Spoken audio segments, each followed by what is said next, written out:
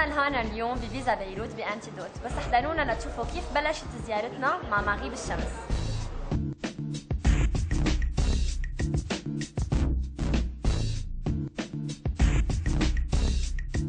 Salut. Bonjour.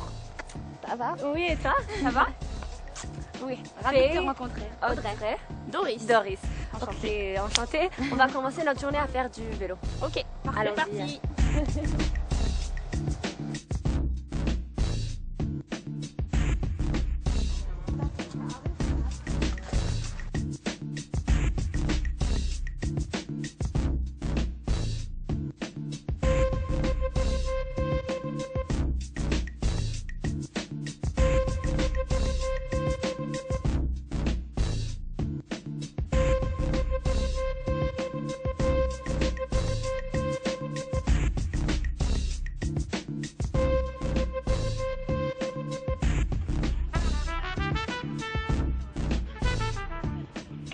Vous êtes arrivé quand au Liban? Alors on est arrivé le lundi 10 septembre, mais on est arrivé la nuit. Donc on a juste vu la route de l'aéroport et ensuite notre maison. Oui. Alors déjà la première impression c'était la magnifique vue. On a une vue sur les collines avec le Hilton et c'est vraiment très très beau de notre balcon. Ouais. Et ensuite notre premier jour on voulait aller à l'ambassade pour nous enregistrer. Et sur la route on a tout de suite rencontré un garçon qui nous a proposé de nous amener. Et comme l'ambassade, très gentil dès le premier jour, à peine quelques mètres en sortant de la maison tout de suite. Et comme l'ambassade était fermée, il nous a proposé de nous amener faire un tour. Et il nous a amené tout de suite ici, à Biel, pour faire du vélo. Et c'est resté une très belle journée, on a regardé le coucher de soleil, ensuite on est allé dîner à Raouché. Et voilà, ça reste un très très beau souvenir. Doris, vous aviez des clichés? Oui, on avait quelques clichés, mais ils ont été portés beaucoup par les Libanais qui sont en France. Donc cette gentillesse, cette hospitalité qu'on a vraiment du coup retrouvée. Et puis après, beaucoup de gens pensaient que le Liban c'était en guerre, que Beyrouth fallait pas sortir la nuit et tout. Et en fait pas du tout. Tous les soirs on sort, on se fait des amis très rapidement. Et puis oui, les gens sont très accueillants avec nous, toujours très gentils. Est-ce que tu veux ça? Est-ce que tu veux ça? Toujours. Alors vous avez bien fait des amis là au Liban. Oui, sans aucun problème. Tous les jours on rencontre de nouvelles personnes. Et ça c'est super. Génial. Et de nouvelles histoires à chaque fois. Ouais, de nouvelles aventures. En fait, ce qui est bien, c'est que quand on sort de chez nous, on ne peut jamais prévoir ce qui va nous arriver dans la journée.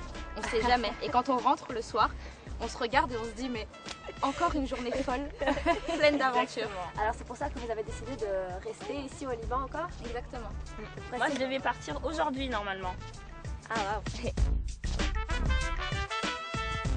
Vous habitez où à Beyrouth? On habite à Farna el-Chebak. Mais pourquoi vous avez décidé d'habiter un peu loin de Beyrouth? Déjà parce qu'on ne voulait pas être dans un quartier touristique qu'on voit dans les guides et où il y a toujours plein de gens et où tout le monde va. On voulait plutôt être dans un quartier populaire, proche des gens et plutôt normal. Et ensuite c'est un ami à moi qui me l'a recommandé parce que c'est pas très loin de Lorient-le-Jour pour mon stage. Donc comme ça c'était le quartier parfait. Ok, comment trouvez-vous Beyrouth à pied? Est-ce que c'est une ville pour les piétons? Vraiment pas du tout en fait. Ils ont oublié la composante piéton dans la construction de la ville. Mais aujourd'hui on a découvert par exemple que de chez nous, Fournes Chebak jusqu'à Downtown, c'était pas si loin. Mais bon, c'est un peu compliqué de traverser des fois, mais sinon c'est très agréable en fait. C'est juste que c'est pas fait pour ça. Ni pour les pieds, ni pour les vélos d'ailleurs.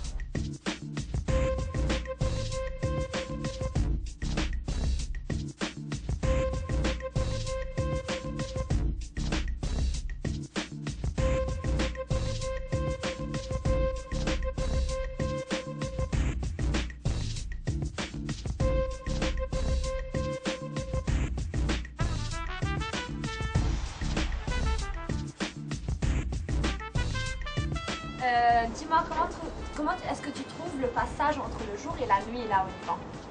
Ce qu'il y a de commun au jour et la nuit, c'est justement ce chaos dont on parle, parce que ça ne disparaît pas du tout avec la nuit. Mais la population n'est pas du tout la même. Tout le monde est toujours très gentil la nuit aussi, mais ça devient beaucoup plus jeune tout de suite et beaucoup plus habillé. Enfin, c'est moins, on va dire, moins populaire, on va dire moins crowdy que pendant la journée. Audrey, qu'est-ce qui a attiré votre attention là au Liban? Eh bien c'est très chaotique, à vrai dire. C'est le chaos partout, sur la route avec les voitures, les bruits de klaxons partout, le béton, les gens qui traversent sur l'autoroute. Ils sont 3 sur un scooter sans casque et torse nu. Et en fait, je crois que c'est ce qu'on aime à propos d'ici, c'est que on a toujours peur, même quand on prend le bus ou le taxi. Même dans un taxi, on ne sait pas si on va arriver entière, vraiment, avec leur conduite, etc. Et quand on doit traverser, on a peur de se faire écraser, mais ça nous donne de l'adrénaline et je pense que c'est ce qu'on aime au final.